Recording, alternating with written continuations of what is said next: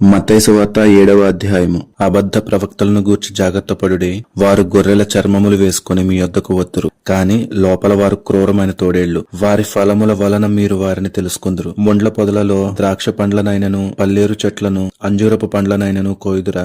అలాగుననే ప్రతి మంచి చెట్టు మంచి ఫలములు ఫలించును, పనికి మాలిన చెట్టు కాని ఫలములు ఫలించును. మంచి చెట్టు కాని ఫలములు ఫలింపనేరదు, పనికి మాలిన చెట్టు మంచి ఫలములు ఫలింపనేరదు. మంచి ఫలములు ఫలింపని ప్రతి చెట్టు నరకబడి అగ్నిలో వేయబడును. కాబట్టి మీరు వారి ఫలముల వలన వారిని తెలుసుకుందురు. ప్రభువా ప్రభువా అని నన్ను పిలుచు ప్రతివాడును పరలోక రాజ్యములో ప్రవేశింపడుగాని పరలోకమందున నా తండ్రి చిత్త ప్రకారము చేయువాడే ప్రవేశించును. ఆ దినమందు అనేకులు నన్ను చూచి, ప్రభువా ప్రభువా, మేము నీ నామమున ప్రవచింపలేదా? నీ నామమున దెయ్యములను వెళ్లగొట్టలేదా? నీ నామమున అనేకమైన అద్భుతములు చేయలేదా అని చెప్పుదురు. అప్పుడు నేను మిమ్మును ఎన్నడూనూ ఎరుగను, అక్రమము చేయువారులారా, నా యొద్ద నుండి పొండని వారితో చెప్పుదును. కాబట్టి ఈ నా మాటలు విని వాటి చొప్పున చేయు ప్రతివాడును బండ మీద తన ఇల్లు కట్టుకొనిన బుద్ధిమంతుని పోలియుండును. వాన కురిసెను, వరదలు వచ్చెను, గాలి విసిరి ఆ ఇంటి మీద కొట్టెను, గాని దాని పునాది బండ మీద వేయబడును గనుక అది పడలేదు. మరియు ఈ నా మాటలు విని వాటి చొప్పున చేయని ప్రతివాడు ఇసుక మీద తన ఇల్లు కట్టుకొనిన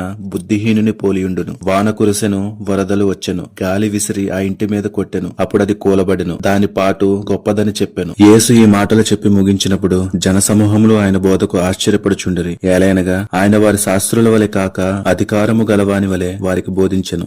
దేవుడు ఈ వాక్య భాగమును దీవించునుగాక. ఆమేన్.